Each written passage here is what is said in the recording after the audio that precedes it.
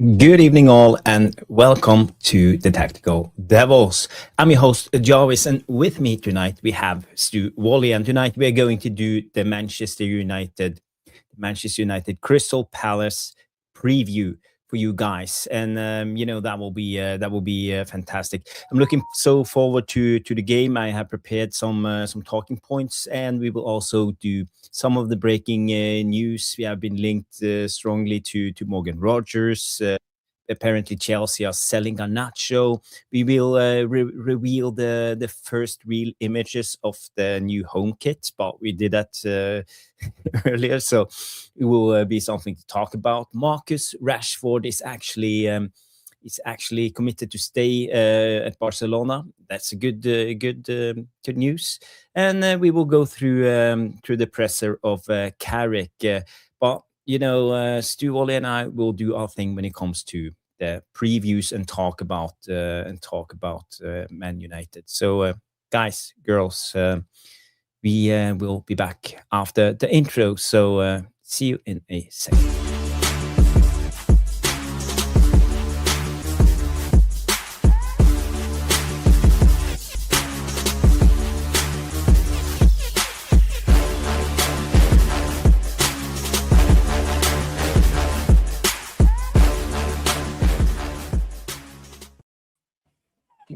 Yes.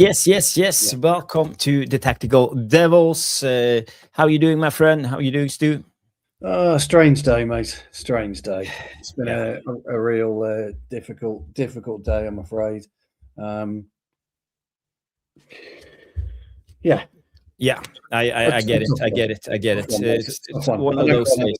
I don't know what to say, what to do. No, that's okay. You don't have to explain anything. That's life. That's life. But I'm so happy that you are here, that you took your time, and we are ready to do the match preview. So first of all, I just want to say hi to everybody who's tuned in. We have Jordan Wall in the house. We have PK Erimova coming in and say, hey, Bodø. So suggestion, what lesson can United and English football take from Bodø Glimt? That's a effing great question. We will come back to that question afterwards. I will start it, and we can talk more about it. We have Jarle Malmin in the house coming in and say Bodø Glimt up against Sporting, Manchester City versus Real Madrid. I hate Real Madrid, so out with them. And Bodø can't send Sporting packing, and then send Arsenal packing afterwards. Yes, because if you have seen the Champions League setup, it's quite interesting, and if we have time, we will go through it. Who else is in the house? We have Bilal, big up Jarvis, big up Stu, big up Bilal. We have Das coming in out, big up, and Jamie Wayne coming in with the therapy army. Noradin just redirected people over, so thank you so much, Noradin and United Real Therapy. I just I don't know if you saw it, Stu, but I just went on Noradin's channel. We did half an hour with the preview, so I just jumped on. No, I didn't see it. No, we've look, but just so for a bit of transparency, my lad's granddad passed away this morning, and although me and his mother aren't close, I was quite close to her father. But Jake is my son, as you all know, is obviously having a bit of a tough time with it tonight and today, and however long it will take for him to go. So we've been kind of doing that today, really, just trying to remember him, and just trying to see the positives out of what is particularly a bad time. But so it's one of those. Thank you ever so much. It's just one of those. So funny day. I don't quite know how I should be feeling as well, which is, I know, really strange. I don't know. No, but Jake's your son, and it's a strong bond between dads and sons, and if he feel grief, you feel grief, and that's just how it is, So I fully understand it, Stu, and my condolences goes out to you and Jake and your family and friends, affected by this. So, but I'm so glad that you actually are here. You don't have to if you not feel well, and if you I feel wanted that you to. have to go. I wanted to. I'm okay by doing the rest of the show by myself. I'm just saying if it gets too much, Yeah, if no, you I have to wanted go and to. take care of I Jake. wanted to. Yeah, I wanted to do it tonight. Takes your mind off it a little bit. Yeah. Thank you all, but in the chat as well. Devilish Tacticos. Strange day. A lot of good words from the Devilish Tacticos. Thank you, guys. Thank They you. are the best. They are the Thank you. best. Jamie Wayne comes in and say, I can relate. I lost my granddad start of last year, so I hope your start's okay. Yeah. Yeah. It's tough, it's very, very tough. It's Yeah, tough. it's horrible, isn't it? It's horrible. Yes. But I think we should just try to move on the show and start with tonight's topics. And Yeah. on the first note, we can go through a couple of the news that came out, and what I've seen so far tonight is Morgan Rogers appears to be laying the groundwork for a big summer transfer with Manchester United in interest for the midfielder. That he has just changed agency, and CAA base our potential to be a representation of him with his links to Man United. So a player like Morgan Rogers, yeah, but players getting linked to Man United, seen it before with Baleba, they lose a little bit of focus, and could be something in it. I think there is. I think there's a lot in it. Me and Jacob were just watching the first half, actually. And I think there's, Wolves are playing okay. Bueno's having a solid game at left back. But the star of the show is their Colombian. Wolves is Colombian midfielder. He's an absolute animal, up and down the pitch. But Rogers has been he's been trying to overplay the ball a bit tonight, which is quite interesting. Sancho started, which was it's always interesting when he starts. I can't see Villa winning the game. They might sneak it 1-0, but look, I like Morgan Rogers. I think he's a fantastic footballer. And I agree with you, Jarvis. I think very similar to Baleba, if he's trying to engineer this move, then it's got to be successful in the summer, because you can't let it detract from what you're trying to do right now, and that's to get Aston Villa in the Champions League. So we want a player that wants to get into the Champions League, but also wants to grow their career. And coming to Manchester United, without a shadow of a doubt, is the pinnacle of English football. When you look back at our rich history, we've had absolute, rival fans bantering us all the time. I think the top 50 Premier League players of all time has come out, and people are saying, how the hell's Ronaldo got to number 5? There's a reason he's got to number 5. Maybe he should be higher. We all like Dennis Bergkamp, Thierry Henry, Brian Robson, Stevie Bruce, Pallister, many of them, Roy Keane. There's been so many great players that have graced not Manchester United, but also the Premier League. And I actually think that having somebody like Morgan Rogers is Manchester United of old, Jarvis. And we've said this before. Manchester United of old get the best in class in the UK.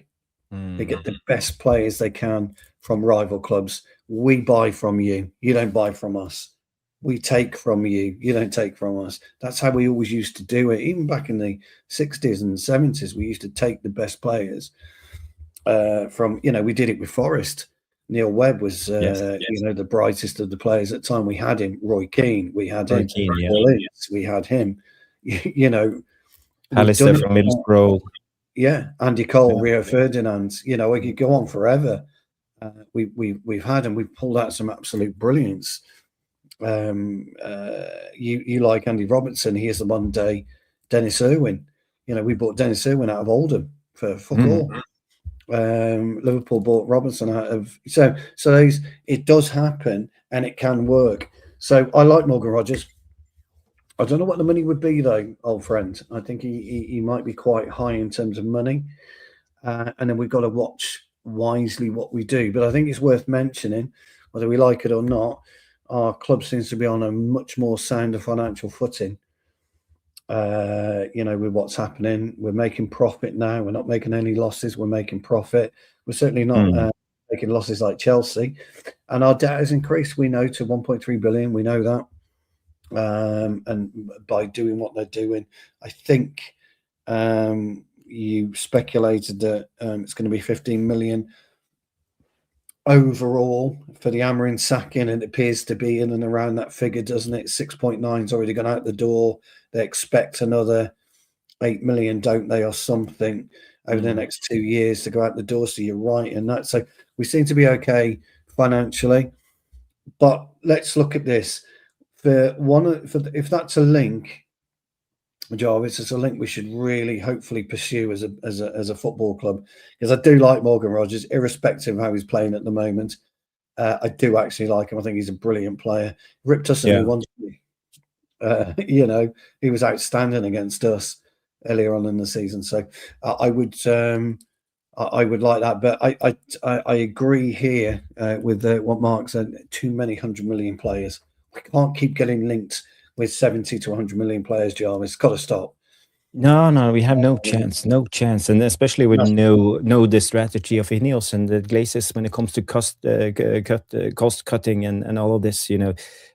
I think we will be linked to all of these guys. But as I said on the Orange channel, when it comes to show in the summer, we will lose out on a lot of these big name players because we can't keep up. We can't compete when it comes to wages, because we have effectively a wage gap. Wage cap right at the moment. So I mean, we are going to be saving between Sancho, Casemiro, and Rashford. I don't know, it's £1 million a week. 40 million. What was it? 40 million pounds a year, something like that. Maybe, give or take, maybe 35 million pounds. We don't know what they're on exactly, do we? If Maguire leaves also, then it's at least £1 million a week. There you go. So that's going to free up a lot of money. It's good capital. That is probably worth double, isn't it, in terms of transfer capital? So we're going to be saving a lot there. We're going to be saving a lot with other players as well. That will be on smaller amounts of money. B&D, we already know, has been sold to the Turkish clubs, Trabzonspor or Galatasaray or wherever, Fenerbahce, wherever. So we know he was probably on 50,000 a week, Jarvis, 40, 50,000 a week. So we're going to be saving his salary. We're going to be saving the odd one or two smaller salaries, like Tyrell Malacia is probably likely to go.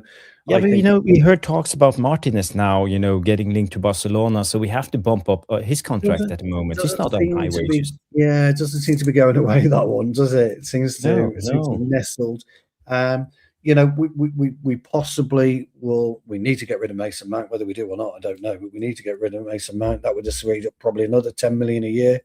So there's a lot tied up in this club at the moment. And if we can start moving these players, absolutely brilliant. The interesting thing about it is I don't think we'll be able to move all the players we need to move on. So I think Mason Mount we're going to be stuck with. I'm sorry to say. I would strip him of the 7 shirt though, Jarvis. I'll keep it vacant, for now, until we get a player that's worthy of it. Although I think we've got one already. But I would look to go smart in the transfer market. I've said this before, and I'll say it again. I'd look to go smart. And if you're looking at Morgan Rogers, you can't afford both. We're not getting Anderson anyway because he's going to City. But hypothetically, Jarvis, Anderson, Baleba, and Rogers. But the latest reports that I hear from other big YouTubers, nothing from Romano and Ben Jacobs and Ornstein and all of these, but what I hear is that it's not decided yet, but he will demand a high wage, and I think this is where the problem lies. If Manchester City comes in, offers him, let's say, 300k a week, take it. No way we can match that. Go to City, take it. Go to City, not interested. There's a Well, difference. but the thing is, Isn't there? but the opposite. I know where you're getting at, but I think the opposite argument will be if you want the best, you have to pay top dollar. But I'm wondering where top dollar is at the minute. Actually, if we're being honest, where is top dollar at the moment? See, when all these transfer figures became inflated, you could understand where the top dollar was going, couldn't you? You understood the almost £50 million for Zidane. You could see it week in, week out. You could see where that money went. You could see the £80 million at that time for Cristiano Ronaldo. You could see it. You could see where that money had been well spent. You could see the 30 million for Ronaldinho, which was a bit of a transfer record at the time. Yeah, you could understand where that had gone. You could understand why we paid 18 million for Rio Ferdinand. I guess what I'm saying is, and I'm with you on this, do we really know where maybe 100 million plus 300,000 a week? Can we follow that trend? We can't, can we? There's no substance behind it. And I think this is the issue with modern day transfers. You touched on it yourself, actually. You won't even remember this, about 18 months ago. No, when did we sign Sancho? 3 seasons ago. Yeah. And you'll remember that because you knew, because you're the only one that backed me up about the Sancho transfer. I said he's waste of time for us, waste of money. You know it because you backed me up, you supported me. Everybody else went in on me. You know nothing about football. You don't watch German football, blah, blah, blah. But we couldn't trace £80 million. And I remember you agreeing with me on it. We couldn't do the math and work out why we were going to spend, was it 80 million at the time? We didn't get him that season, did we? They wanted 100 or something. They wanted 100, didn't they? Yeah. And we came back to the year after and got it. But on a bargain of 80 million or something. Ridiculous. Yeah. Yeah. And we brought out then, pal, that we couldn't see the transfer. And that's where I'm at, you see. And when you look at Benjamin Sesko, could we really trace 75 million with him? Probably not. Newcastle offered more money, didn't they, to the club and him, but he only wanted to come to Manchester United. And Buemo only wanted to come to Manchester United. You could kind of see, same with Cunha, you could kind of see a pattern there, can't you? But only wanted Manchester United. So I'm not saying the pattern should be you only want Manchester United, but it should come into it more than what you're willing to offer them salary-wise. Yeah. Personally, look at Onana, fucking 50 million. Fucking hell, Jesus. Yeah, but you know, Onana will come back. He will stay. We know it's because of money. He will come. He will pay him. Yeah, I don't know what we pay him, but yeah. No, his wages is at the moment is 100K, but with the Champions League bonuses, he will be bumped up to 125K a week.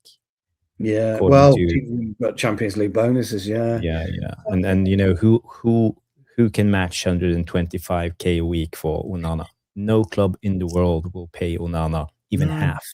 So you know, selling him will be impossible, and you know, if we're selling him, we have to give him away. You got to free transfer, and pay him a bonus. Yeah, it's the only way he's going to get his salary. I totally agree. And that's the stupidity of modern football, isn't it? And you've got to admire these clubs, by the way, Giles, that won't pay 200 grand a week, won't pay 300. It's because they're not mugs. We are mugs. Thank you. We've always been mugs when it comes to it. I totally agree with you, pal. I couldn't agree with you more. We are fucking morons. How many times have me and you been on a stream and said, rolled our eyes because we're thinking to ourselves, you're a self-made billionaire. What the fuck are you doing paying a footballer 300 grand a week? You know how to make money. Crazy. Yeah. But really interesting, pal. Really, really interesting. And I like Morgan Rogers, though, Jarvis. So I think for me, it's got to be a financial. You've got to be able to trace the money on that one, I think. And we know Aston Villa, they won't sell cheap. You know, he's their jewel. He's their best player. So yeah, I think there will be a really difficult deal to do. But I rate Morgan Rogers, but you know, is he the right type of player we need? What would you pay? Well, first of all, I wouldn't sign a player like Morgan Rogers at the moment. I don't think he has the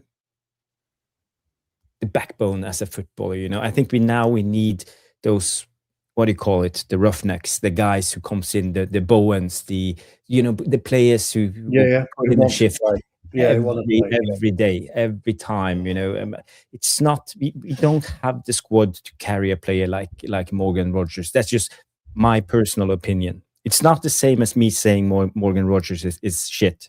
By the way, it's not. No, I know that. Yeah. I know I rate him as a player, but I feel at the moment we are not at that level to, the Cunhas and Bumos.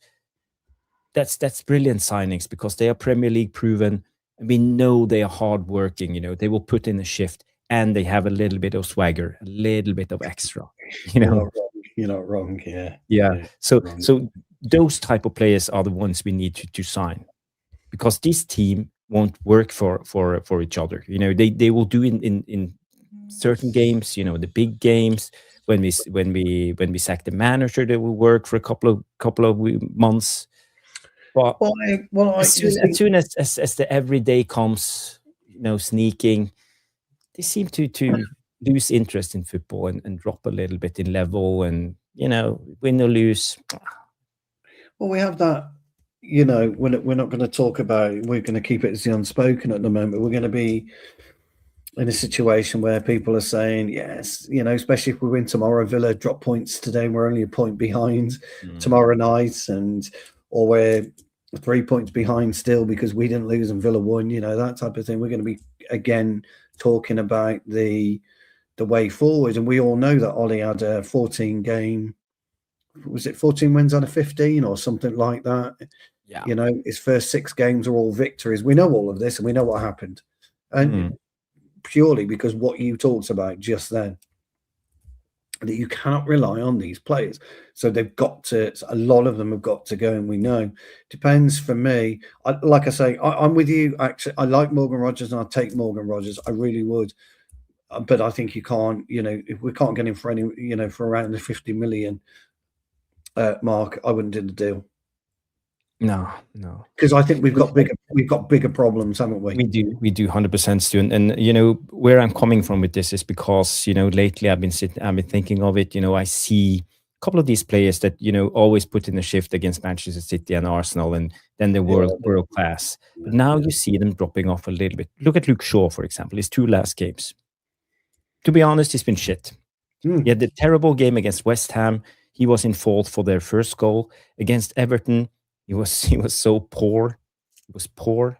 And again, now I see the tendencies. Casemiro, brilliant in the beginning, dropping a little bit off now. You don't see the Casemiro, the quality shining through. Even Bruno, last couple of games, dropping off. Yeah, now, suddenly I see a pattern. I see a lot of these players starting to slowly and gradually drop off. Yeah. And that's because the adrenaline, the rush is gone, the new manager bounce, the momentum, everything now feels a little bit far away, So you're back to everyday life. So, okay, now we're fighting for top 4, we're fighting for Champions League, but we have control. We can relax. We'll do what we want. Yeah. No, yeah. Look, I don't disagree with you, mate. But my opinion on modernism in football anyway. I'm not even going to go in because the mood I'm in today, Jarvis, I'd go on that fucking rant. You'd never get me off it. So I'm not even going to start. No. Yeah, that's okay. But I certainly agree with your assessments. I said to you, Everton, you knew I wasn't impressed because you tell me long enough now to tell my facial expression. He's not happy. And I wasn't. I thought it was an abysmal performance. We said it. We agreed it. We got away with murder. Really, we got a great goal, and Šeško looks absolutely brilliant. We'll go through the team that we expect, in a minute on Sunday. So we'll have to wait and see. But interesting. Oh, got a bit of a quick surprise for you, by the way. Nothing made. I was showing Jakey these earlier. Oh, Cantona. Yeah, look at this. What year is it? 93? 94? 94, yeah, 94. Look at that. 94. Oh. Yeah, this is just members only magazine. Oh, nice. Got another couple out from Everton 94. Got the team. Probably can't see it. We have Schmeichel, Parker, Irvin, Bruce, Kanchelskis, Pallister, Cantona, Ince, Roy Keane, Hughes, and Ryan Giggs. Wow. What a team. That's something. That's something. Doug Villa out 93. I've just been trying to see what I got, and see what was around and see how programs have changed and some of those pictures. The old commentary kit. Do you remember that? These are amazing. Sky Blues. The Sky Blues. Yeah. This had similar team. Who do you have on Villa? I want to see the Villa team. Yeah, Paul McGrath there, an old Man United player. Yeah. And who else? Dean Saunders. Yeah, Dean Saunders. Had a really good team. Yeah. Didn't he play for Derby? And then Liverpool. Derby. Yeah, that Gary Parker as well, good player. Ray Houghton. Sean Teal, all good players. Earl Barrett, right back. Wow. Ian Atkinson. Dalian Atkinson. I don't know if you know, guys. He was local to my parish. Oh, nice. And he came and coached us at school once. It was quite interesting. But here's the best one. It's not the best, but it's a really thick program. This is 94. It's against Coventry. But look at our goalkeeper. You all remember him. Gary Walsh. Yeah, I know. Gary Walsh. The long blonde hair on Gary Walsh. Gary Walsh, And Coventry at the time, they, like Burrows, Morgan, Phil Babb, they had a really good side. David Rennie, Sean Flynn. Pete, do you remember the one at the bottom? And Luvu. Peter and Luvu. Yeah. And love. Yeah. But they got loads of stuff, proper stuff. Absolutely. Steeped in history and, all the adverts, local adverts, everything. But Sebastian wanted to share the PDF copies to them. Yeah, look at this is into the archives. This is what you used to get. Look at the football boots and it's the mat there and 68 and yeah. These are just the odd. I've got tons of them. I just thought I was. Never throw them away. Never. No, I was trying to cheer Jakey up, so I just thought I'd show you these. They're just a little bit different, aren't they? And I thought I'd show you them tonight, guys. Thank you. That was nice. Going down memory lane. Well, it's my childhood, isn't it? Somebody posted a picture. I think it was 1990. You could get into Anfield if you weren't scalping tickets. That is. For about £8. When you're scalping tickets, it's more like 20 quid, but that's life. It's just football just doesn't. Wolves 1, Villa 0. Brilliant. It just doesn't. I am ancient. Yeah, I am an old man. Yeah, but football, there's no values like that anymore, Jarvis. Sorry, I just thought I'd show you guys. No, but you're right. And for me myself, my sister now, she's in Thailand with her husband, and I've been trying to get a hold of her because she has old photos of me, from the early 90s when it comes to Bodø Glimt. I went to Oslo to see the cup final once. And she lived in Oslo then, so I know she had a lot of pictures of me. A young Jarvis standing there with a yellow cap and a yellow scarf and a yellow flag, all by myself on the Wembley of Norway, Ullevål, on the cup final. Watching Bodø Glimt win 2-0. I think that's all massively important. Important. I mean, you sent me a picture the other day of you at Old Trafford back in 2021, was it, or something like that? 2021. 2021. Was it 2021? Yeah, no, that's 2019. 2019, pre-COVID, Old Trafford, enjoying the game. Did Vicky come back to you, by the way? She did. By the way, the context for you guys. Sorry, God, I took a selfie when I went to Old Trafford with me and my mate, and in the background there was a woman sitting here watching the game, and she resembled Vicky a lot. She did. So I just sent a picture to Vicky and just asked her, but apparently it wasn't her. So she would know. She might know, mightn't she, when it was her? I don't know. I don't know. But maybe it was too much of a coincidence. Yeah.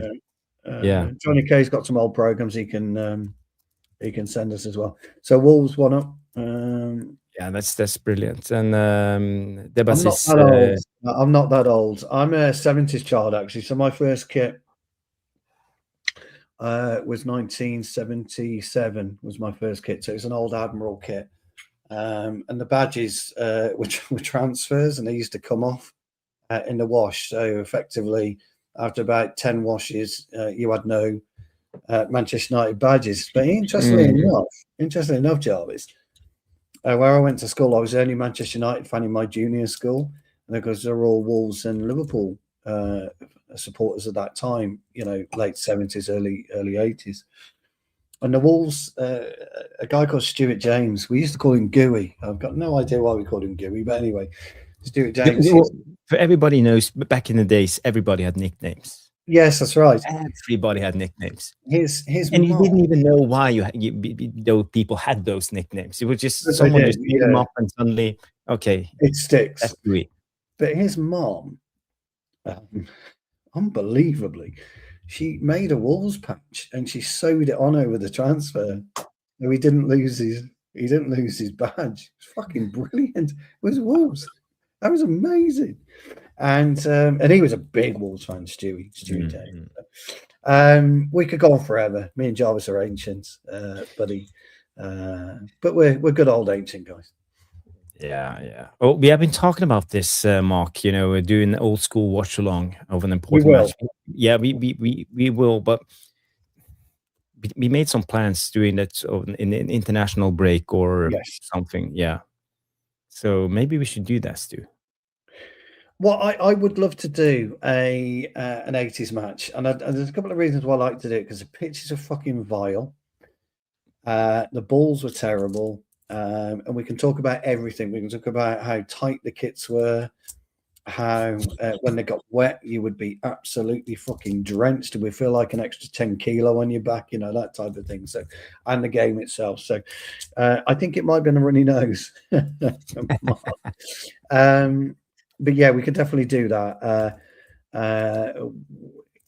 Me and Jarvis did our very first watch along at Bodø Glimt. That was my very first, and that was mine and Jarvis's together. And we kind of did all right, but we didn't talk enough about the game, did we? So we'll try and, if we do an older game, we'll talk about the tactics of the game and try and break it down for you. But yeah, we'll do that. Definitely catch us in the summer, because we are going to be doing some World Cup games. For sure. So make sure you tune in the summer. By the way, Stu, I'm just gonna tell you something. You talked about old programs. Yesterday, I watched a documentary about Bodø Glimt. The club made it themselves. It's called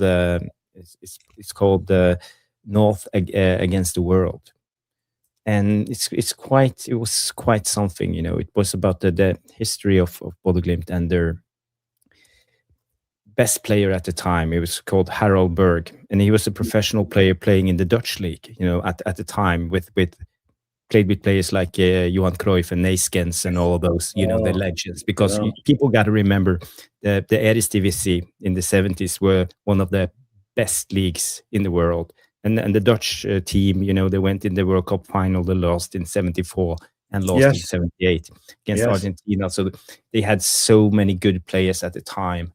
And, they reinvented football in a way, total football, and all the technical players wanted to go to the Dutch league. And one of the best players in the Dutch league at the time was this guy, Harold Berg.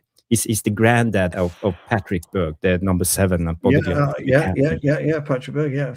So he told the story about how it was back in the days, and Bodø Glimt, they weren't allowed to compete in the Norwegian Premier League because they were from the north. So when he came back after being a professional, we called it being a professional playing in the Dutch league, he came back to Bodø Glimt, but they couldn't play in the Norwegian Premier League because Bodø Glimt weren't allowed. But he was still, they wanted him to play for the national team, wanted him to play for Norway, but he refused. He blatantly outward refused as a protest because he didn't want to play for a association that wouldn't complete the whole country, because he felt discriminated. And this was back in the days, back in the early 70s. It was like this, if you were from the north, if there were like housing ads in the newspapers, for rent and stuff like that, it was always like, no Pakistanis, no one from the north, out open, there was blatant discrimination and all of this. So it was a hard time, but he fought, and in 74, Northern Norwegian teams were allowed to play in the with the big boys. Yeah. But they made it difficult. They made it like in Division 2. Back then you had Division 1 and Division 2. So Division 2, the second level, there were three different what do you call it? Divisions. Three divisions. So you had one in the north, one in the middle, one in the south. Yeah. So you have conferences. Yeah.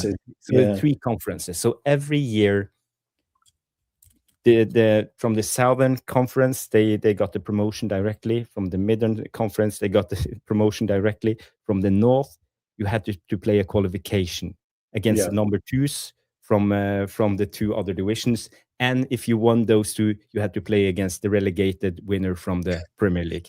So it was almost impossible to get up if you were from the North. So they kept North in a really, really tight leash. And when that Harold Berg came back, in 75, Bodø Glimt won the FA Cup, Norwegian FA Cup, but they were still in level 2 in Norway. So they were the best team in Norway, but they weren't allowed to play in even they won their division. How nuts is that? Yeah, so that's why I'm always super proud, because Bodø Glimt, they meant so much for me as a northerner, a guy from the north. And the discrimination, my dad told me about it, and everybody. So for me, it's a big story. So it's a huge story. Just wait till they play Arsenal. Beat Arsenal. You've got the path of dreams. It's Arsenal. I think they'll beat Sporting. Notorious butlers. They anything could happen. I don't know if you guys saw the Champions League draw. So we can talk about it a little bit before we go to the game. So as you see it here, it's PSG is up against Chelsea. It's Leverkusen up against it's Galatasaray up against Liverpool, Real Madrid, City. We have Atalanta against Bayern Munich, Newcastle against Barcelona, Atletico Madrid against Spurs, and then you have Bodø Glimt up against Sporting. I think that's a hell of a draw for Bodø Glimt, considering all of this. That's a brilliant draw. It's a brilliant draw.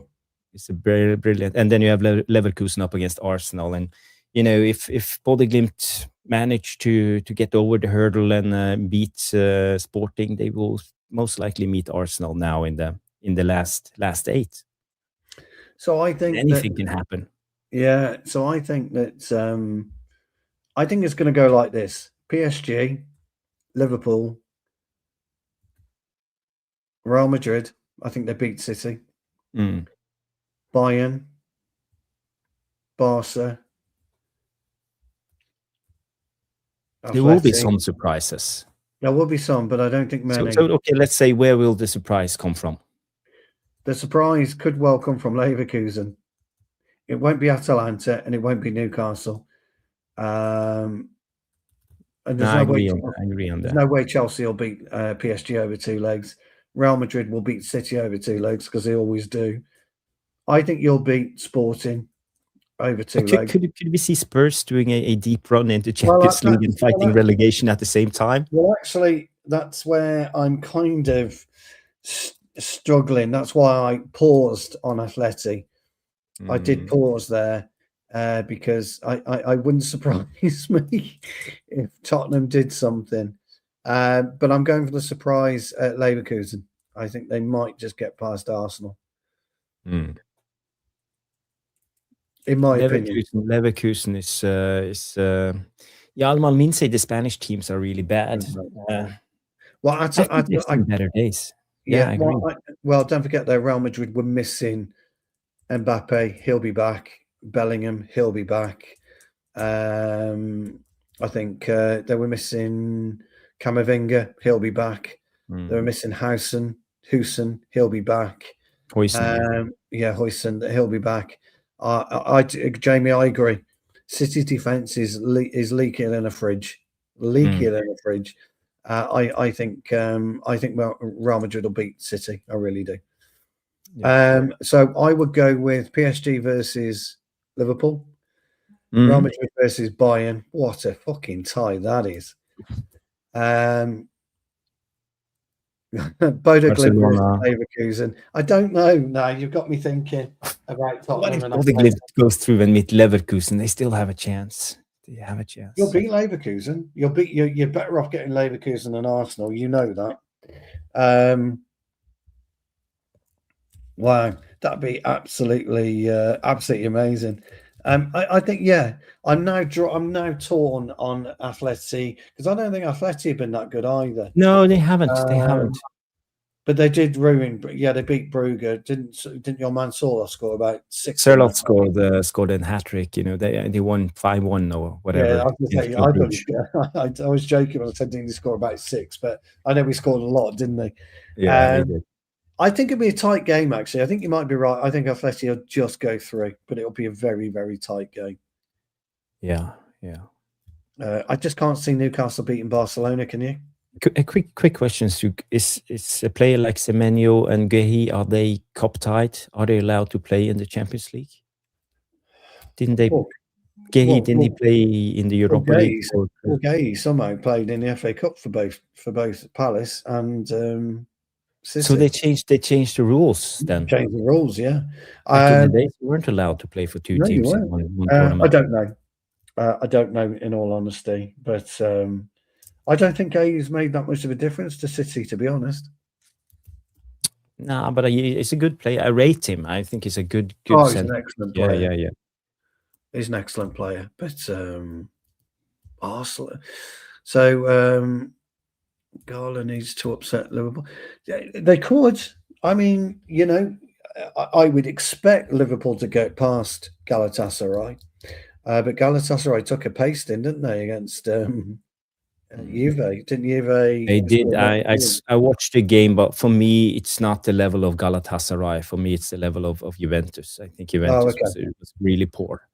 I saw the second leg, but and Galatasaray, they have a lot of big names, but you know, for me, I feel like it's a group of mercenaries put together. No, they are, which is why they are with Galatasaray. Oshimin. Although, to be fair, now Jarvis, I'm glad we got Šeško. I'm going to be honest with you. I see a very good, very, very good footballer in there. I'm quite surprised. Who's your? Come on, then. Let's go for it. Everybody in the chat. It's only a bit of fun because we'll go on to the game in a minute. But everyone in the chat, who's your final? Give me your final, Jarvis. Okay. Bayern Munich will come from the left side. Me too. I totally agree with you. And on the right side, I see. The thing is, I agree with Yala. The Spanish teams are not that great anymore. So Arsenal, everything is set for Arsenal on that right hand side. Everything is in their hands. I'm in total agreement with you. Bayern Munich for me, 100% on the left. I probably think it's going to be Bayern versus Arsenal. I think. Yeah. I really do think. I love it to be. I mean, fucking hell, Jarvis. If Bodø Glimt gets to the semi-final and they lose, who cares? Seriously, who cares? Bodø Glimt shouldn't. They have already won, so it doesn't matter. They're already champions. Yeah. So I agree with you. I think Bayern. I can't believe it because I don't think Kompany's a great manager. I just think he's got, quite lucky with this. I mean, fucking Harry Kane's got about 90 goals, hasn't he, this season? But the thing with Bayern, they always look strong early in the tournament. But something happens. They win the league early, and then they drop off. They drop off. Yeah, no, they do. I think it's worth pointing out as well, though, and reticence to give Mbappe any kind of spoils whatsoever. I didn't realise he'd scored 38 goals in all competitions this season. Mbappe, Yeah, 38. 38. 3-8. That's respectful. That's Messi, Ronaldo numbers. That is hugely respectful. So my point being, for City, I think Mbappe, Vinicius Junior, I think they'll beat City, not comfortably, but I think they'll get out and they'll score. So Liverpool for me aren't scoring enough. Galatasaray could outscore them. Chelsea are in disarray. I mean, they're in fucking. I mean, have they not been shut down yet, Chelsea? After what was it? Based on a loss of 335 million, haven't they been shut down yet? Fucking hell! I just can't see Atalanta beating Bayern. Can you? No chance. No chance. The Italian teams have been dreadful too. They have. Juventus has been dreadful. Inter Milan has been dreadful. Yeah. Well, Bodø. I watched Bologna on Thursday playing the Europa League against the Norwegian team Brann from Bergen. Even Bologna, you know, they're not a good team against Brann. So no, the Italian teams are not that good. And you know, Napoli, the winner of the Scudetto, they didn't even go through the playoffs. So no, I mean, no, Napoli nowhere near, are they? So I think it'd be interesting. But I'm with you. I think it's definitely Bayern and probably Arsenal. I think that's probably what it's going to be. Vaserian 10 comes in and say Bayern versus Arsenal or Barcelona. Yeah, fair comment. Fair comment. Mark says Real versus Barcelona, and Real do have a tendency to find a way, don't they? Yeah, Debasis says Arsenal versus Bayern. Yeah, so he agrees. Belal comes in and say PSG versus Bodø Glimt. Wow. You know, that if that happened, you know, can you imagine something like that? No. PSG versus Barcelona. Big up, Eddie. Good to see you. Good to see you, Eddie's football waffle coming in. But I think many of the Devilish Tactico says Barcelona. How strong are Barcelona this season? I don't think they're that good. No. But they have Lamine Yamal, you know, and Lamine Yamal, he can score anytime, can't he? Yeah. You know, they've got Rashford who can find the net. That's why I think they'll get past Newcastle. Yeah. But could we see the English teams going through? Like, what if Chelsea, Liverpool, City, Arsenal, Newcastle, all of them go through? Chelsea don't beat PSG over two legs. I don't think City beat Real Madrid over two legs either. But Chelsea won against PSG in the World Cup in the summer. Yeah, different though. I don't think they're good enough. Although Rossini has come out and said, "Well, I know PSG, you know, from my time at Strasbourg." Okay, and what does that mean? Yeah. So, and Ayala comes in and say Barcelona is better than Real Madrid. But it will be interesting, you know. When is the first leg of the last 16? I would imagine it'd be March, won't it? Because it's got to be done via April, hasn't it? Yeah. And I saw Bilal asking a question if there will be a watch along, and yes, 100% there will be a watch along. We'll be doing a watch along with Bodø Glimt Sporting, absolutely. Yeah. We are a Man United / Bodø Glimt channel at the moment. We are at the moment, yeah, absolutely. Yeah. I hope that's okay with you guys. If it's too much Bodø Glimt, let me know in the chat. You know, I will try to tone it down. But I have to be honest, I'm buzzing at the moment. It's a fairy tale. You know, I will probably never. Last season, when they came to the semi-final in the Europa League, you know, I was thinking, okay, this is it. They reached the top. But now, you know, they seem to break new ground all the time. March 10th is Gala versus Liverpool. So Arsenal versus Spurs in the final. Derby. No, it can't be, can it? They can get in the semi-final. They're in the same side of the draw. No. Yeah, they are 100%. Yeah. Are Wolves still winning? That's the big question. Let's have a look. According to FootMob, it's still 1-0. They played 84 minutes. Always a good sign, Jarvis. I told you, didn't I? I said to you when I watched them at Old Trafford, they'll get. They won't not get relegated, but they'll get above 13 points. This will take them to 13, won't it? Well, it will be good for us, if I think we will come third, if this keeps going. It feels like Aston Villa is dropping off immensely right now. Yeah, not good for Villa at all. They're Villa on 51 points currently because they haven't scored. We could end Sunday evening on 51 points, and we will go into third place because we've got a goal difference of 11, and they've got a goal difference of 9. Oh, okay. So we'll go into third place. If we win. So I think that's a good segue. That's a good segue for us getting into the Crystal Palace. Just a quick one. Mark comes in and say March 11th. It's Atletico Spurs, Leverkusen, Arsenal. It's that week then. So it will be the 12th. Then the watch along with Bodø Glimt against Sporting. So yeah, just keep an eye out for that one. So okay, let's get into it. So for me now, we know we are up against Crystal Palace. They have won 3 out of their last 5.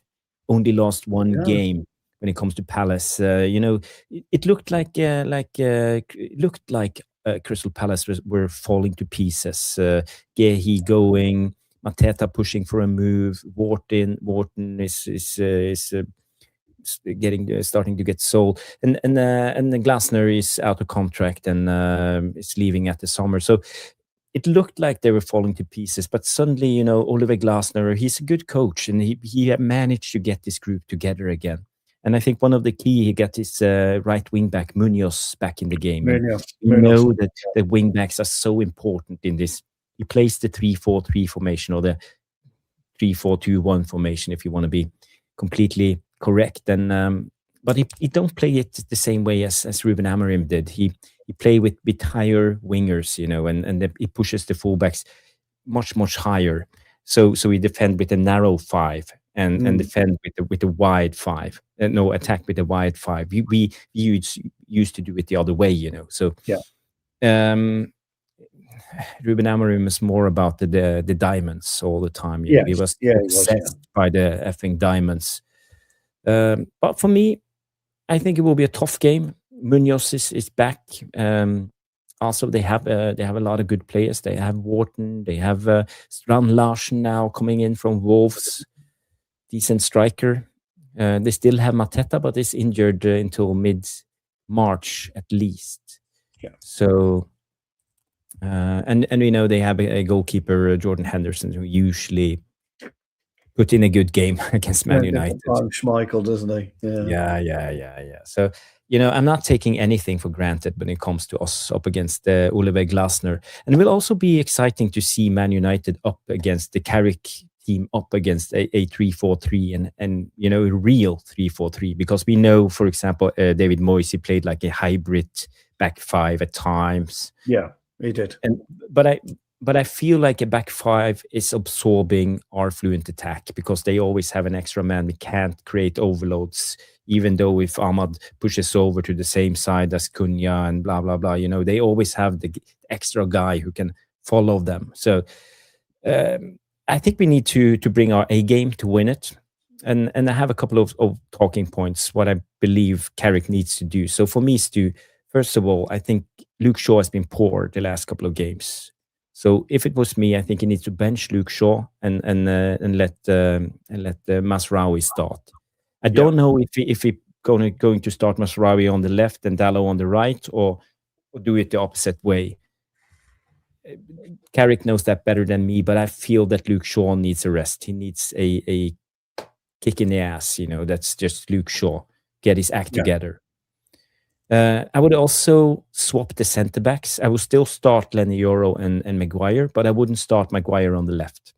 I would start Maguire on the right and Lenny Yoro on the left for me, because I think it hinders us playing out from the back, because Maguire with his left foot, he tends to be pushed out left, and I want us to be more playing to the right, playing to the left. I want them to play on the right side. I remember Ten Hag talked about this. You get awkward passing angles. You do. Yeah. That's why he benched Varane. He didn't want to play Varane on the left. I don't know if you remember. I do. Yeah. No, I do. But it's important in the modern football. It's very important that you have right-footed player on the right sides. Look, I agree. I would make 2 changes anyway. The fundamental change I was going to make anyway. But I agree with you. I think Luke Shaw's needs to come out of the team, and he needs to make a decision. Actually, just Carrick, about what he does with them. Could he trust Lenny Yoro as a left back? Probably not. Could he trust Lenny Yoro as a left wide centre back? Yes, he probably could. Maguire has to go back over to the right. The only way you're going to be able to do it is to push Dalot left and Mazzari right. I think Mazzari is a much better right fullback than Dalot, but Dalot's been playing quite well, and I think he would adapt. Yeah, I think this is the difficult one. Who are you going to start on the left and on the right? I think they both can do it, but for me, I think you have to have the guy who's best defensively on the left, and because you will be up against Munoz, who will be the right wing back, who will be keeping the width.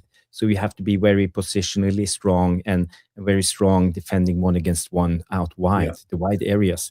So maybe it tilts a little bit towards Masraoui to play on the left for me. It does, but I think when you consider that Dalot's played more times on the left-hand side than he has right, I think he's probably a mix, isn't it, this season? He's probably just as much on the left as he has on the right, Dalot. Grace. We're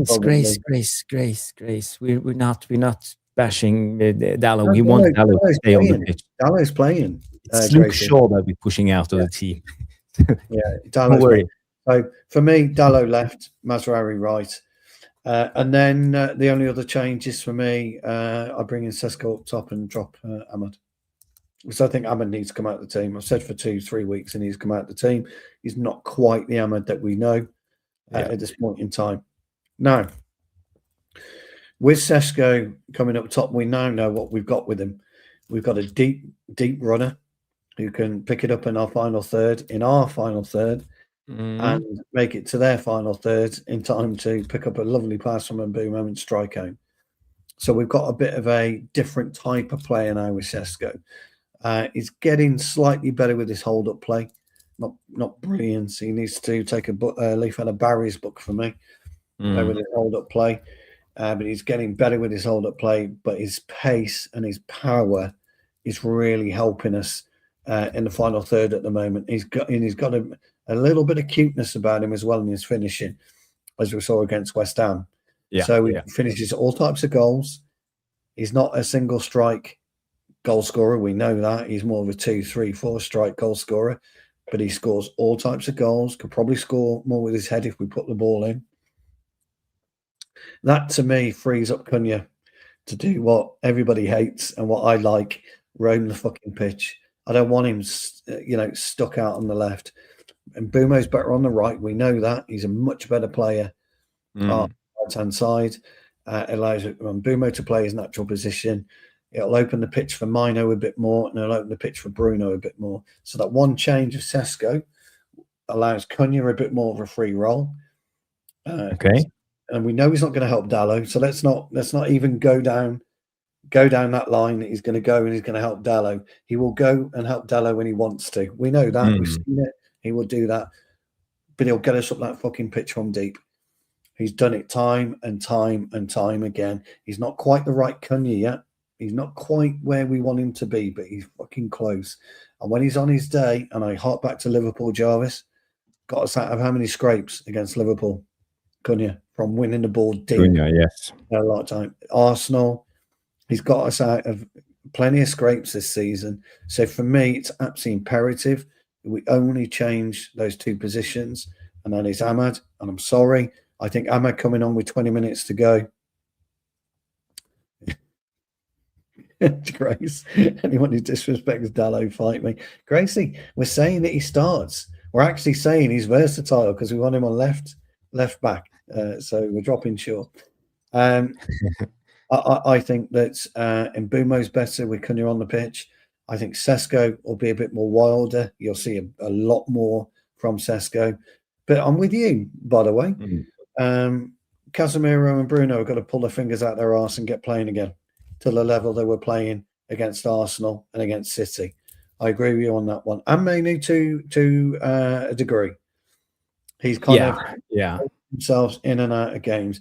We can't do that against Palace because we'll get absolutely battered down the wings, as you quite rightly pointed out with Munoz, and they're decent in the middle of the park as well. Where they won't or can't hurt us, I don't think, Jarvis, although I think Strand Larsen's a good striker, I don't think they're prolific in front of goal. No, he's not. He's not. He not this season, at least. Yeah, that will be our saving grace. So, I actually think we'll have a more easier match, my old mate, on this time. My score might surprise you. But what have they said? What's football saying is likely to be the start in Palace 11? Yeah. We can look at it, but this is the starting 11 from football. So being fed to the wolves. Bilal, brilliant. You guys see it because it came a message up that they have problems by sharing my browser. I don't know why. No, we can see it. Okay, you see it. Okay, let me just. Where you've got insights on the right, can you come? No, I can't. But I can make it a little bit bigger. Not that's okay. That big. Oh no, not that big. Okay, so here we go. So they're suggesting. So they're going with Luke Shaw, Dalot, Yoro. I mean, that's just easy. That's lazy. That is, Jarvis. That's just lazy. But it could be. This could be the lineup anyway, because we know Carrick. He likes to keep things consistent. Yes and no. He said so in the interview, in the presser. Yeah, agreed. You don't want to ruin the momentum. That was agreed. But there's always telltale signs, isn't there? In what you do during a game, and Ahmad coming off to me was a telltale sign. Sesko comes on, scores yet again. Telltale sign. I think I actually think they'll probably stay with Shaw, but I agree with you, Jarvis. I think Shaw should come out, but I think Ahmad doesn't start, and I think Sesko starts at home. It's a home game. I think he starts. And if you look at Crystal Palace, this is the Palace team: Henderson in goal, Riyad, Richards, Canvett, Munoz, Wharton, Hughes, Mitchell, Pino, Sarr, and Strand Larsen. So this is a decent team. At least they have their central line, with Mitchell, Hughes, Wharton, and Munoz. Strongest midfield four. It's a decent team. That I like. Is it Tyreek Mitchell? It is, isn't it? Tyreek Mitchell. Yeah. On the left. Munoz, we know what you're going to get. You know what you're going to get with Munoz anyway, because he was brilliant against us, wasn't he? Strand Larsen, again, I like him. He'll offer a lot. Strand Larsen will push Maguire, and he'll push Yoro deep into our half. He will play off the shoulder. He's not too bad at receiving the ball. He's not too bad at running with the ball. 2-0. Fucking hell. By the way, 2-0. Jarle comes in and says it's now official. Wolves got their second win of the season. Villa should go and look in the mirror and ask, what are they doing? It's now 2-0. You got the goal. It says TBD, to be decided. To be decided. Own goal then, perhaps. Now Jarle says another Gomez. Another Gomez scored. Andre Gomez scored again, did he? Well, I think Gomez has peeled off. Gomez is peeled off in the Sky pictures. So great. brilliant result for Wolves. So that will take Wolves on to, let's have a quick look. I'm really pleased for Wolves, actually. 13 points. 13 points. Yeah, well, still, it's a lost case. I don't think they it's a lost case for them. But I did say to you, Jarvis, watch Wolves kick on when I came back from Old Trafford. I saw a different Wolves. Fair play to Rob Edwards. Congratulations at Wolves. Commiserations to the villains. Going to start sliding down the league. Yeah. And if you look at the live table here, you see Villa now United are 3 points behind, +8 for Aston Villa and +11 for Man United. So if we win against Palace, we will sit third after this round of football. Woohoo! Who'd have thought it? Leeds beat City tomorrow night. We're 5 points behind City. Arsenal lose. Got the champions elect, Jarvis. Champions elect. Sean coming in with the Wolves emoji. Big up, Sean. Big up, Sean. Jarvis, if results kind of went our way over the next couple of weeks and we find ourselves in a title fight, fucking hell. Jesus wept. People are pleased with the Wolves and Aston Villa, but let's get back to the game. So big up everybody. If you look at what you see, because we know Munoz is the guy who likes to bomb.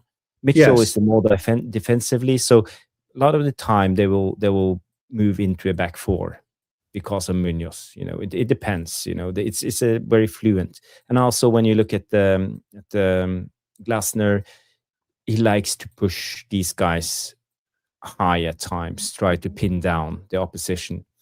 So he will keep the defensive structure of the rest defense with these 5 guys, going into attack and attack with width and then play narrow with the number 10s like this. So it's not the same as we were used to with Amorim, because that was more like this, I would say, and you had use. So we attack with those 5s like this a lot of the time, and after a while the wing backs came, but he likes to go much higher with his wing backs. That's the main difference in the systems between the 2 managers. His choice will be what to do with Will Hughes. So if Sesko plays, he's a working horse, If Sesko plays and he pushes on Richards, then Will Hughes will be more occupied with Sesko than he will be pushing forward. If Sesko stays within that area. So I actually agree with what you were saying about the free reign under the Amorim way of playing, Jarvis, which they demonstrated, didn't they, last time we played them? They demonstrated the ability to cut through us through the middle as well as the wings. Tyreek Mitchell, when he was allowed to, did go forward a lot. Yeah. Now, I'm with you on that one. I think with the presence of a number 9 or an old-fashioned 9, we'll call it, I think he'll play a back 4 more often than not when Munoz is overlapping. 100% agree. Where I think he might struggle is Munoz won't offer the same defensive stability that Mitchell does, because Munoz always wants to attack. He always wants to attack. And I think there's a pocket in behind Munoz where there isn't a pocket in behind Mitchell. With the Cunha, with Cunha's ability, I think he can pick off Munoz more easily if Sesko plays, as opposed to if Ahmad plays. Because Bueno, he won't push on Richards. And Richards is a mighty fine centre half, by the way.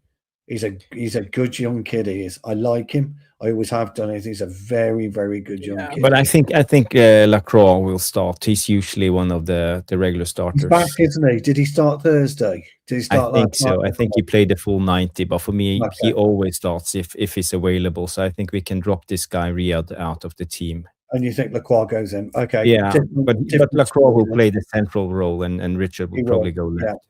Yeah.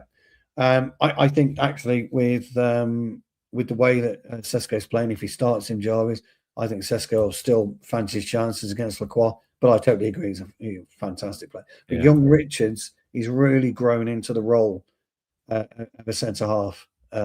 He's a great player. Great player. He scored. Lacroix scored apparently. Oh, he did. Okay, yeah. Well, for me, I think Danny B says he will start. So I like that. So if Sesko doesn't play Jarvis, I agree with you in terms of Hughes. He'll have a lot more space because Mbeumo's not going to push on. He's not going to push on against Lacroix. He's not going to push on against Richards. That means that Ahmad's going to come in, and I think Tyreek Mitchell will be happy to play against Ahmad than he would be Mbeumo. Yeah. I'm not saying Ahmad's a bad player before you'll bite me. Well, for me, I'm picking Ahmad just because. I know you are. Yeah, but it's the defensive work of Cunha. I know this guy. I have respect for Munoz, so I know Cunha. He won't be able to track back in the same way and help out. So I think it will be a better suited with Mbeumo on the left because Mbeumo is better working tracking back, and also Cunha will be the impact player who can come on when the game opens itself a little bit up in the second half, and I think it will be much better suited, and we will have, I think, the perfect sub coming on if you need to change the game. Agreed. I don't think he'll do that though. I think he starts Cunha. But this is my team, You're on the left. I have started Masraoui. I've started Mbeumo on the left, and Ahmad. So this is how I see it. Would that be the perfect? But I don't think Carrick will do it. No, he won't. So my team would be swap Dalot and Mazzari. I agree with you against Shaw, 100%. So your team will be swap them. Mazzari to right back, Dalot to left. Okay. Sorry, I didn't mean swap them. I meant that. Ahmad, Cunha, and Mbeumo in place of Ahmad, and Cunha on the left. Wholeheartedly, 100%, Jarvis, agree with you on the issues that we may have with Munoz, which is why I put Dalot at left back. It's not that he's a better fullback. Sorry, Grace. Grace has sent us a super chat, by the way. We must get to that. Oh. It's not that he's a better fullback, Mazzari. I think Dalot's a better positional player, and I think he'll be able to stifle Munoz. Now, the other issue for me is if he was to put Cunha in and around the Dalot area and push Munoz up, as we know he will be, just draw an arrow from Cunha to the edge of their box in that spatial area. To their box? Yeah, there you go. Yeah. They're going to have to migrate right. I think Cunha will have an absolute field day over there. He won't get that space, but that's not what I'm saying. I'm not saying he'll get that space, but there's a pocket behind Munoz when they're attacking. If we can transition the ball quickly, get it out to Cunha, he gets us the 30 yards we need. Yeah, so if we can receive the ball in this area and start running. Correct. That's where I think Cunha is brilliant. But I don't disagree with you, by the way. Let me just be key.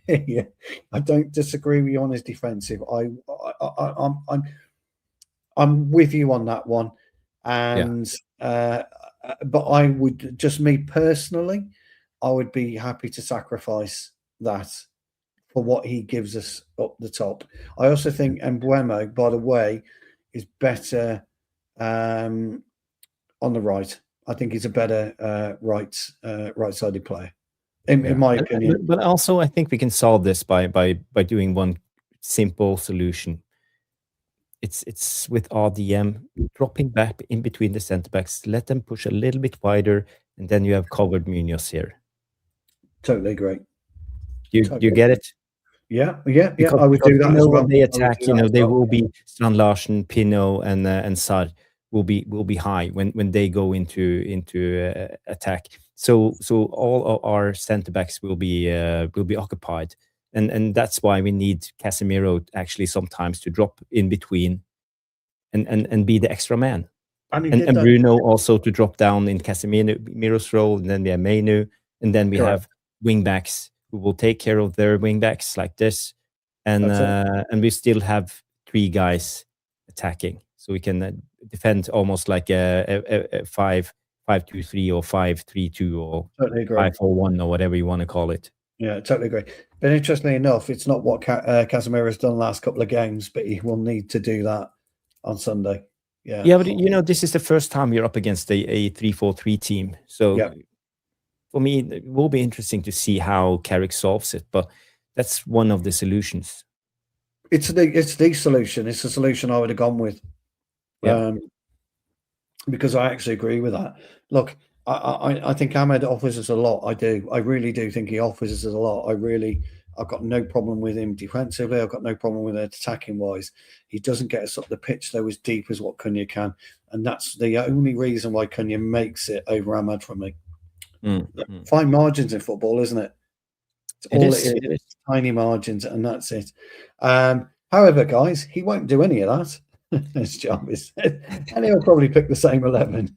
He will pick the same 11. We will start and do exactly the same that we have been doing in the first 6 games, and hopefully it will be enough. Would you like to read that? In fact, let Grace have the jingle, and I'll let you read that out. It's brilliant. Okay. Let's play the jingle for Grace.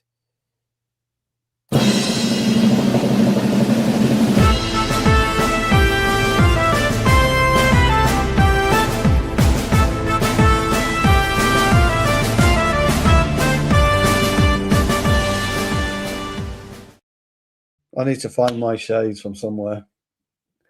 They're somewhere. I think they might be in the garage. I don't know. I'm going to have to try and find them. Guys, did you see the top 50 all-time Premier League players list? It's disgraceful that Vidic wasn't on there.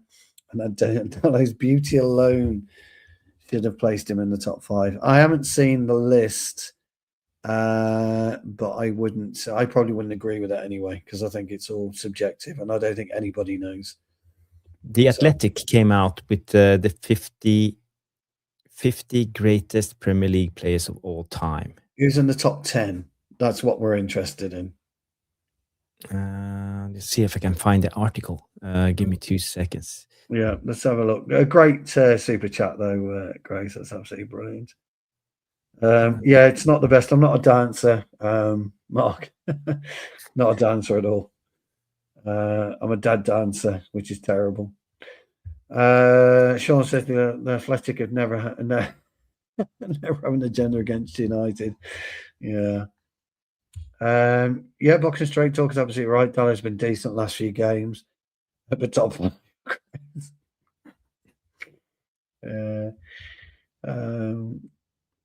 With a straight face reading. Yeah, that was difficult, Jamie. It was difficult. Oh, here we go. Fucking hell. Okay, but it's top 60. I don't know if this even is right. Yeah, it's the one. It's the one. Okay. Yeah. So I don't know if you guys can see it. Maybe I can enhance it a little bit more. Thierry Henry, Shearer, Cantona, Giggs, Ronaldo, Lampard, Sticks. Fucking hell. Aguero, Ronaldo, okay. Schmeichel, Beckham, Scholes, Ashley Cole, Eden Hazard. Okay, he was decent. He was decent. Hazard. Harry Kane, 33. Isn't the all-time goal scorer in the Premier? No, he's not. No, Wayne Rooney is. It's Manchester United's all-time. It's still Shearer. Oh, Gianfranco Sola. What are they measuring this on? Right. This is the thing for me. So they're measuring. Yeah, exactly. Because they're measuring Shearer, and Shearer's a brilliant player, by the way. But are you telling me that Dennis Bergkamp isn't in the top 2? Are you seriously telling me that Dennis Bergkamp doesn't get anywhere near the top 2? Yeah, I agree with Mark. It's a very random list. It is, because John Terry above Dennis Bergkamp. Fuck off. But why is Thierry Henry on top? Well, look. Yes, this is. And Alan Shearer. He won one Premier League title with Blackburn. And why is James Milner in there? I know what he's done. 650 odd 7 games. I get that. I really do get that. But why is John Terry above Dennis Bergkamp? I mean, come on. Petr Cech, right? And there's no Vidic. No Vidic. No Vidic. Petr Cech is above Edwin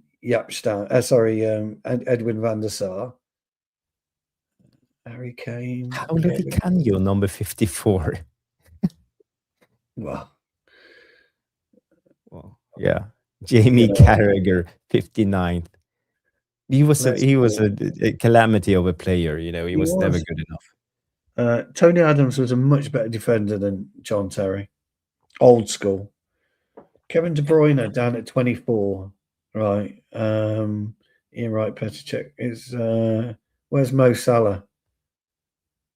Whether you like him or not, the guy scored tons of goals. 25th. It's 25th. 25th is Mo Salah. Yeah, okay. Andy Syrian 10 says Henry is clear number 1. Yeah, a lot of people like Henry. I don't know if he's a clear number 1. I would go Bergkamp personally for that. For me, Eric Cantona is the one. Scholes. Why is Scholes so far down? According to Zinedine Zidane, the best central midfield player on the planet. Yeah, Zinedine Zidane, he might just know a little bit about football. Yaya Toure. The disrespect to De Gea as well. De Gea's all the way down. Where's De Gea? 57. Disrespect. Hafid Ginola from Newcastle. Wayne Rooney made his debut at 16. But I would actually argue that Matthew Letizia should be higher up. Oh, Letizia should, yeah. He's number 45. Yeah. You know, if you know the 90s, he was doing it for Southampton. You know, they were struggling relegation. He was. I've got no problem with Henry, but Bergkamp should be way, way up there. I think Bergkamp and Cantona were just absolutely phenomenal players. Giggs, I get it. I can't believe Scholes is down at 19. And the biggest disgrace is no Ollie. No Ollie. But John Terry, better than Paul Scholes and David Beckham. Fuck off. Yeah, fucking stuffed. Fucking idiots. But no Ollie. No Ollie for me. No, where's Stevie Bruce? Yeah. Where's Gary Pallister? Yeah. How can Franco Zola be so far down? Is he there? Can I find Zola? Where the hell's Zola? Yeah, he's on the list. I saw him. I've seen Zola somewhere and I don't know where. He's number 30. 30. You're telling me that Vincent Kompany is a better player than Gianfranco Zola? Big up, Bilal. We seen your super chat. Just gonna sorry. What are the chats saying about this? Vasarian says Henry is clear number 1. I said that. Salah number 25. Mark, he can't stand Henry. He's arrogant. Yep. Yeah. But he's French, you know. Well, they're all arrogant French. Yeah, maybe. Who else? What do you have here? Harry Kane comes in from Boxing Straight Talk. A couple of questions, Mark. Where's Harry Kane?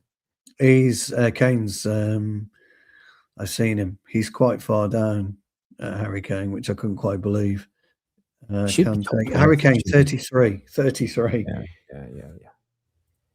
Les Ferdinand disrespected, according to good player. the Lau.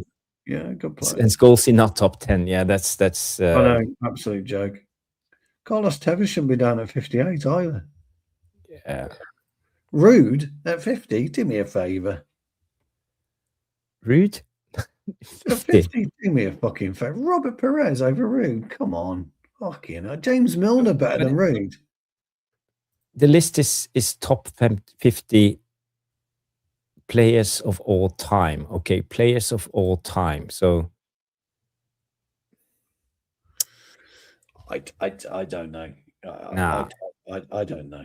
Well, it will always be. It's always subjective. It's always subjective. I don't agree with half of those. So Where's Jaap Stam? Jaap Stam. No, Jaap Stam. Where is he? Where's Jaap? No, it's not even on the list. Yeah. No Ronnie Johnson, no Henning Berg, no nothing. No Ronnie Johnson. No. Bilal, I entertain him. You're going to give him a jingle. Give him a jingle. Yes, let's give him the jingle. You can have the this one.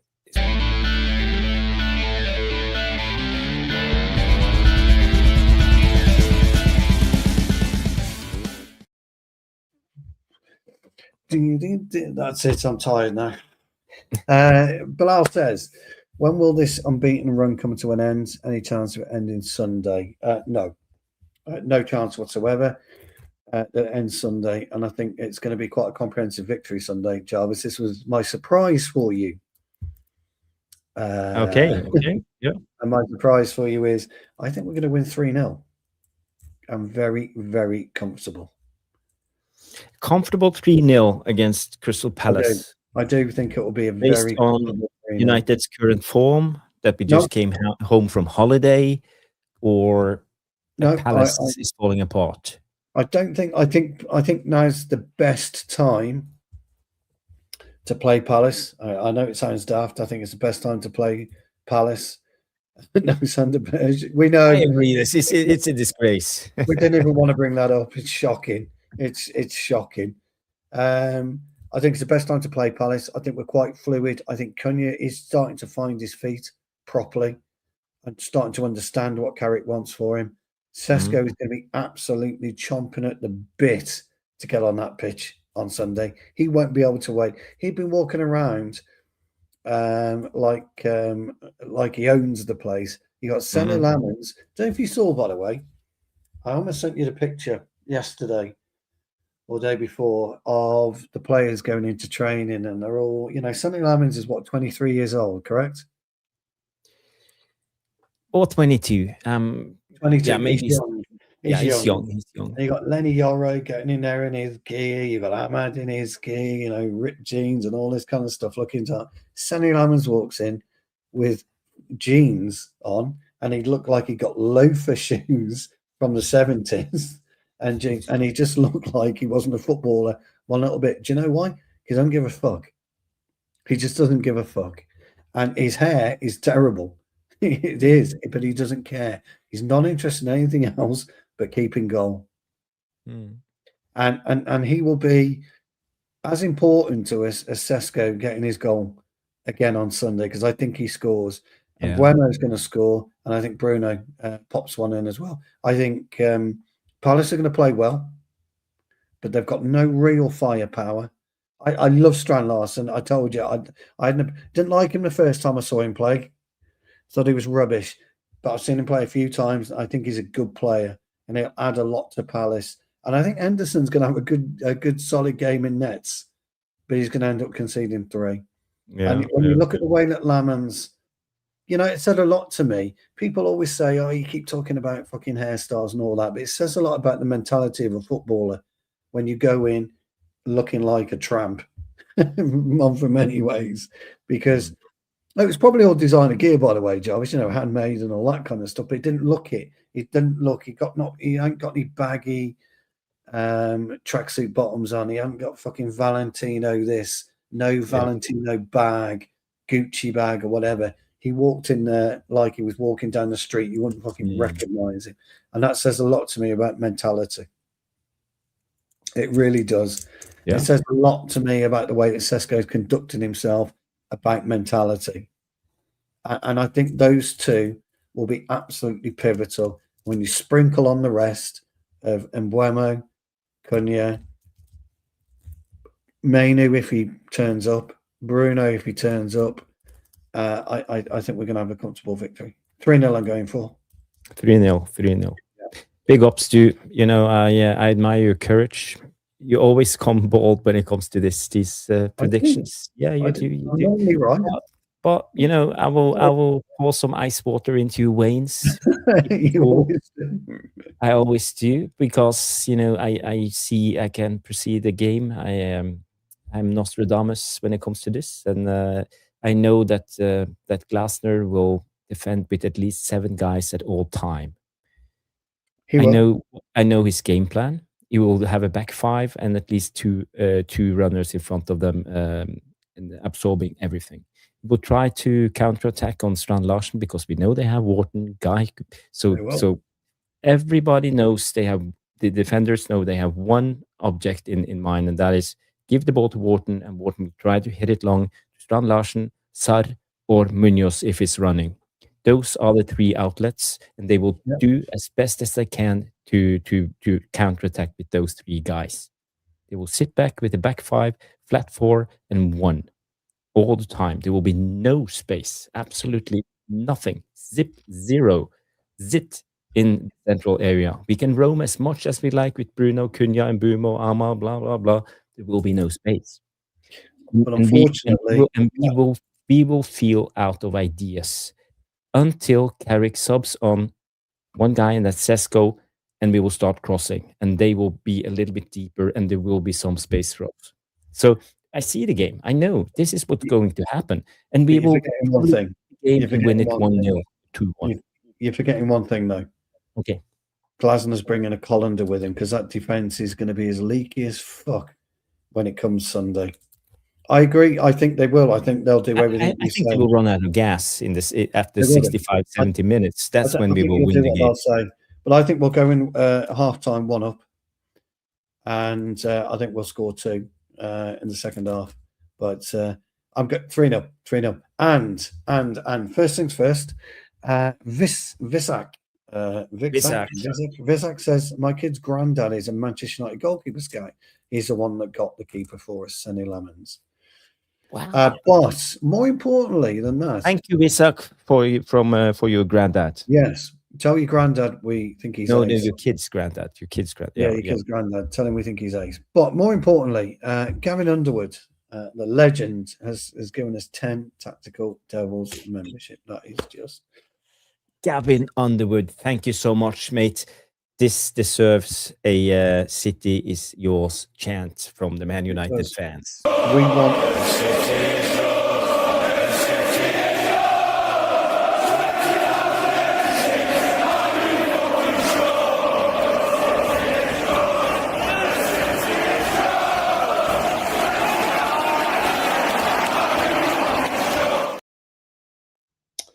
That is absolutely tremendous, Gavin. It means such a lot to our channel and the Devilish Tacticos. Who's got one, though? Let's have a quick look, shall we? MCD 3000 is in the chair. MCD 3000. Yeah. Touchline Facts has also... Hey, big up Touchline. Big up. Yeah, he's also got one. Sorry, my... And by the way, go check out Touchline's channel. It's a good channel. It is, yes. Yep. You might have to take over because we have Cody Brown 9228. Cody Brown, big up Cody with the K. We have Played Out 148, big up Played Out. We have Faith 5405. We have Mark C. We got Aya Fan Arnold. Fan Arnold. Fan Arnold. Not quite sure what that means, but anyway, he's in. GCS 9671. Ryan Newton 2888 is in. Big up, Mr. Newton. Soccer Junkie. And that's where we are. Those are absolutely Gavin. That's very, very kind. Thank you so much, Gavin. Thank you so much. And people in the chats, remember to thank Gavin for the lovely donation and your membership. Welcome to the Devilish Tacticos and welcome and, the membership club. Now you have the green member badge on your name. Yes. So you are a supporter of our channel. So thank you so much, Gavin. You are a legend. Thank you. You do. Thank you. Catherine No Nonsense Matei says, Jarvis, you look like Morton from Aha. Take on me. Take on me. No, we won't sing. I can't sing anymore. No, God, fucking hell, Jesus. God, Jesus. I've had a bad day today. That's fucking killing me, that is. Oh, dear mates, dear. You're an absolute legend, Gav. Thank you. And everyone, by the way, today, thank you so much for Tony Cotton. Obviously, Tony Cotton. We know Tony Cotton, of course. Yeah. Played for City. He's been at United. He's been at United for a long time. Tony Cotton. Fantastic. We love Tony. Okay, so it was Tony Cotton who recommended Senny Lammens. Well, he knows. It's good to hear that trust our scouts, because he's been around for a long time. Proper goalkeeper, though. Tony Cotton was proper goalkeeper.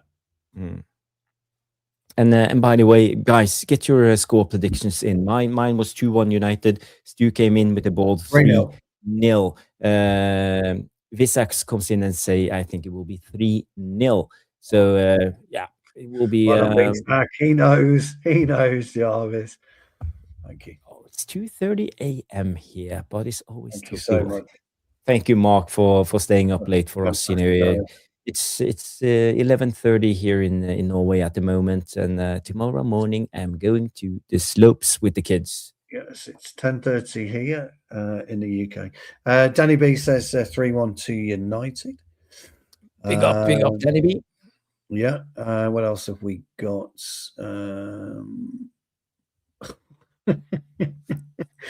Here we go. Hans says you shall not pass, but more importantly, Rosarian says I'll send you 400 krona, Jarvis, if Bodø beats Sporting. There you go. Thank you in advance. Thank you in advance. We've starred that one, Rosarian 10. Hold on, I'm just going to take a screenshot. Yeah, take a screenshot, yeah. Yeah, you've got, Morton Harkett resembles Jarvis for sure, absolutely. King Carrick says we should be third on Sunday. We should. King Carrick. Yeah, absolutely. Rosarian says, no way, Jarvis. So we've got a Sporting fan. Is he a Sporting fan? Maybe he's a Sporting fan, but that's okay. I always rate the Sporting, so I have nothing against Sporting, but at the moment, I know Sporting have done really well in the Champions League. They beat the PSG. I think was it Barcelona they won against? So they have taken a couple of big scalps, or was it Atletico Madrid? But to be sure, that it will be a really, really tough game for Bodø Glimt. It's almost like it would maybe have been easier against Manchester City, because then Bodø Glimt would have been the underdog. But right now, it's more like an even match, and there's no pressure on Sporting. They don't have to win. They can come to Bodø Glimt, play on the AstroTurf, the plastic pitch, and just sit back and absorb and try to win at a home game, because they have better rank, and then we play the second leg at home. So they have and they have a strong team. They still have a lot of these players we remember under Amorim. Still there. Hillman's there, isn't he? What it's like, he knows. King Carrick says 4-1 to United, which is good. And Rosarian says no. I am a, what did he say? RBK. I had a big call. Oh, that's Rosenberg. That's Rosenberg, is it? Okay. Rosenberg. Right, I see. Yeah.